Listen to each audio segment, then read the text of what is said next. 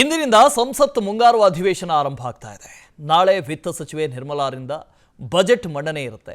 ಕೇಂದ್ರ ಸರ್ಕಾರದ ಬಜೆಟ್ ಮಂಡನೆ ಮಾಡ್ತಾರೆ ನಿರ್ಮಲಾ ಸೀತಾರಾಮನ್. 2024-25ನೇ ಸಾಲಿನ ಪೂರ್ಣ ಬಜೆಟ್ ಅನ್ನು ಮಂಡನೆ ಮಾಡ್ತಾರೆ. ಇಂದು ಆರ್ಥಿಕ ಸಮೀಕ್ಷಾ ವರದಿ ಮಂಡನೆ ಆಗುತ್ತೆ. ವರದಿಯನ್ನ ನಿರ್ಮಲಾ ಸೀತಾರಾಮನ್ ಅವರು ಮಂಡಿಸ್ತಾರೆ. ಅಧಿವೇಶನದ ವೇಳೆ 6 ಮಸೂದೆಗಳು ಮಂಡನೆಯಾಗುವ ಸಾಧ್ಯತೆ ಇದೆ. ಈ ಅಧಿವೇಶನದಲ್ಲಿ ಆಗಸ್ಟ್ 12ರವರೆಗೂ ಕೂಡ ಅಧಿವೇಶನ ನಡೆಯುತ್ತೆ. ಒಟ್ಟು 19 ದಿನಗಳ ಕಾಲ ಮುಂಗಾರು ಅಧಿವೇಶನ ನಡೆಯುತ್ತೆ. ರಾಜ್ಯದಲ್ಲಿ ಈಗಾಗಲೇ ಮುಂಗಾರು ವಿಧಾನಮಂಡಲ ಅಧಿವೇಶನ ಆರಂಭ ಆಗಿದೆ. ಇವತ್ತಿನಿಂದ ಕೇಂದ್ರ ಅಧಿವೇಶನವೂ ಕೂಡ ಆರಂಭ ಆಗ್ತಾ ಇದೆ. ಸಂಸತ್ ಅಧಿವೇಶನ, ಮುಂಗಾರು ಅಧಿವೇಶನ. ನಾಳೆ ವಿತ್ತ ಸಚಿವೆ ನಿರ್ಮಲಾ ಸೀತಾರಾಮನ್ 2024-25ನೇ ಸಾಲಿನ ಬಜೆಟ್ ಮಂಡನೆ ಮಾಡ್ತಾರೆ. ನಾಳೆ ಒಂದು ವೇಳೆ ನಿರ್ಮಲಾ ಸೀತಾರಾಮನ್ ಅವರು ಪೂರ್ಣ ಅವಧಿಯಲ್ಲಿ ಬಜೆಟ್ ಮಂಡನೆ ಮಾಡಿದ್ದೇ ಆದಲ್ಲಿ ಅದು ಒಂದು ದಾಖಲೆ ಆಗುತ್ತೆ.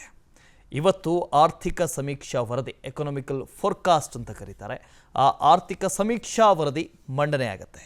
ಅಧಿವೇಶನದ ವೇಳೆ 6 ಮಸೂದೆಗಳನ್ನು ಮಂಡನೆ ಮಾಡುವುದಕ್ಕೆ ತಯಾರಿಯಾಗಿದೆ. ಆಗಸ್ಟ್ 12ರವರೆಗೂ ಕೂಡ ಈ ಅಧಿವೇಶನ ನಡೆಯುತ್ತೆ. ಒಟ್ಟು 19 ದಿನಗಳ ಕಾಲ ಅಧಿವೇಶನ ನಡೆಯುತ್ತೆ. ಭಾರತೀಯ ವಾಯುಯಾನ ವಿಧೇಯಕ, 2024 ಸಾಲಿನ ಹಣಕಾಸು ಮಸೂದೆ, ಬಾಯ್ಲರ್ ಮಸೂದೆ, ಕಾಫಿ ಮಸೂದೆ, ರಬ್ಬರ್ ಮಸೂದೆ, ವಿಪತ್ತು ನಿರ್ವಹಣಾ ತಿದ್ದುಪಡಿ ಮಸೂದೆ, ಇಷ್ಟು ಮಸೂದೆಗಳು ಈ ಬಾರಿಯ ಮುಂಗಾರು ಅಧಿವೇಶನದಲ್ಲಿ ಮಂಡನೆಯಾಗುತ್ತೆ. ಅದಕ್ಕೂ ಪ್ರಮುಖವಾಗಿ ನಾಳೆ ವಿತ್ತ ಸಚಿವೆ ನಿರ್ಮಲಾ ಸೀತಾರಾಮನ್ ಬಜೆಟ್ ಮಂಡನೆ ಮಾಡ್ತಾರೆ. ಮೋದಿ 3.0ನ ಚೊಚ್ಚಲ ಬಜೆಟ್ ಇದಾಗಲಿದೆ. ಮಾರುತಿ ಇದ್ರ ಬಗ್ಗೆ ಹೆಚ್ಚಿನ ಡೀಟೇಲ್ಸನ್ನು ಕೊಡ್ತಾ ಹೋಗ್ತಾರೆ. ಫೋನದಲ್ಲಿ ಜಾಯ್ನ್ ಆಗ್ತಾರೆ. ಮಾರುತಿ, ನಾಳೆ ನಿರ್ಮಲಾ ಸೀತಾರಾಮನ್ ಅವರು ಬಜೆಟ್ ಮಂಡನೆ ಮಾಡ್ತಾರೆ. ಇವತ್ತಿನಿಂದ ಸಂಸತ್ ಮುಂಗಾರು ಅಧಿವೇಶನ ಆರಂಭ ಆಗ್ತಾ ಇದೆ. ಬಜೆಟ್ನ ಮೇಲಿನ ನಿರೀಕ್ಷೆಗಳು ಏನು ಅಂತ? ಪ್ರಧಾನಿ ನರೇಂದ್ರ ಮೋದಿ ಅವರು 3ನೇ ಬಾರಿ ಪ್ರಧಾನಮಂತ್ರಿಯಾಗಿ ಸರ್ಕಾರವನ್ನ ರಚನೆ ಮಾಡಿದ ಬಳಿಕ ಮಂಡನೆ ಆಗ್ತಾ ಇರುವಂತಹ ಬೃಹತ್ ಗಾತ್ರದ ಬಜೆಟ್ ಮೇಲೆ ದೇಶಾದ್ಯಂತ ಬಹಳಷ್ಟು ನಿರೀಕ್ಷೆಗಳಿದಾವೆ. ಕರ್ನಾಟಕಕ್ಕೆ ಸಂಬಂಧಪಟ್ಟಂತೆ ಹಲವು ನಿರೀಕ್ಷೆಗಳನ್ನ ಇಟ್ಟಿರುವಂತದ್ದು. ಈಗಾಗಲೇ ಆಡಳಿತ ಪಕ್ಷವಾಗಿರುವಂತಹ ಬಿಜೆಪಿಯ ಸಂಸದರು ಕೂಡ ನಿರ್ಮಲಾ ಸೀತಾರಾಮನ್ ಅವರನ್ನ ಭೇಟಿ ಮಾಡಿ ಹಲವು ನೀರಾವರಿ ಯೋಜನೆಗಳು ಬಾಕಿ ಇರುವಂತಹದ್ದಕ್ಕೆ ನೀವು ಭದ್ರಾ ಮೇಲ್ದಂಡೆ ಯೋಜನೆ, ಅಂದ್ರೆ ಕಳೆದ 5 ವರ್ಷಗಳ ಹಿಂದೆ ಭದ್ರಾ ಮೇಲ್ದಂಡೆ ಯೋಜನೆಗೆ ಸಂಬಂಧಪಟ್ಟಂತೆ ಹಣವನ್ನು ಕೂಡ ಮೀಸಲಾಗಿ ಇಡಲಾಗಿತ್ತು. ಇವತ್ತಿನವರೆಗೂ ಕೂಡ ಯಾವುದೇ ಕಾರ್ಯಗತ ಆಗಿಲ್ಲ ಅನ್ನುವಂಥದ್ದು. ಅದೇ ರೀತಿ ಮೇಕೆದಾಟು ಯೋಜನೆ ಆಗಿರ್ಬೋದು. ಪ್ರಮುಖವಾಗಿ ಈ ಬಾರಿ ನಮಗೆ ನೀರಾವರಿ ಯೋಜನೆಗಳಿಗೆ ಅವಕಾಶವನ್ನ ಮಾಡಿಕೊಡಿ ಅನ್ನುವಂಥದ್ದು.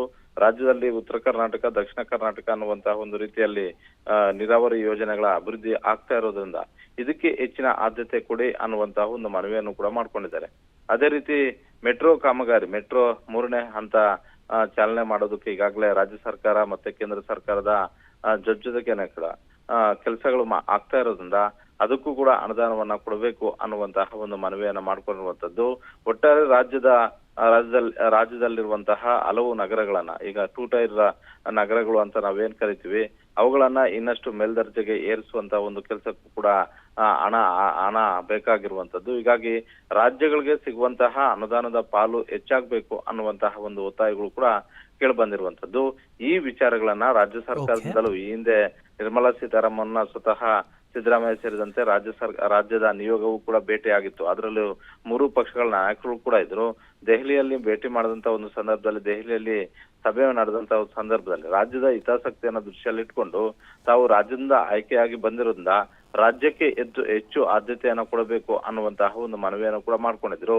ಹೀಗಾಗಿ ನಾಳೆ ಮಂಡನೆ ಆಗ್ತಾ ಇರುವಂತಹ ಈ ಬೃಹತ್ ಗಾತ್ರದ ಬಜೆಟ್ ಮೇಲೆ ರಾಜ್ಯದಿಂದ ಬಹಳಷ್ಟು ನಿರೀಕ್ಷೆಗಳಿದಾವೆ. ಆ ನಿರೀಕ್ಷೆಗಳಲ್ಲಿ ಯಾವನ್ನ ಫುಲ್ಫಿಲ್ ಮಾಡ್ತಾರೆ ಅನ್ನುವಂಥದ್ದನ್ನ ಕಾದ್ ನೋಡ್ಬೇಕಾಗಿದೆ. ವಾಸ್ತವ. Okay, thank you. ಅನುಕ್ಷಣದ ಸುದ್ದಿಗಳಿಗಾಗಿ Vistara news YouTube channel subscribe ಮಾಡಿ. ಹೊಸ ಸುದ್ದಿಗಳ ನೋಟಿಫಿಕೇಶನ್ಗಾಗಿ ಬೆಲ್ ಐಕಾನ್ ಕ್ಲಿಕ್ ಮಾಡಿ. ಲೇಟೆಸ್ಟ್ ಅಪ್ಡೇಟ್ಸ್ಗಾಗಿ www.vistaranews.com ವೆಬ್ಸೈಟ್ಗೆ ವಿಸಿಟ್ ಮಾಡಿ. ಅಂಗೈಯಲ್ಲೇ ಜಗತ್ತಿನ ಸುದ್ದಿ ತಿಳಿಯಲು Vistara news Kannada app download ಮಾಡಿ.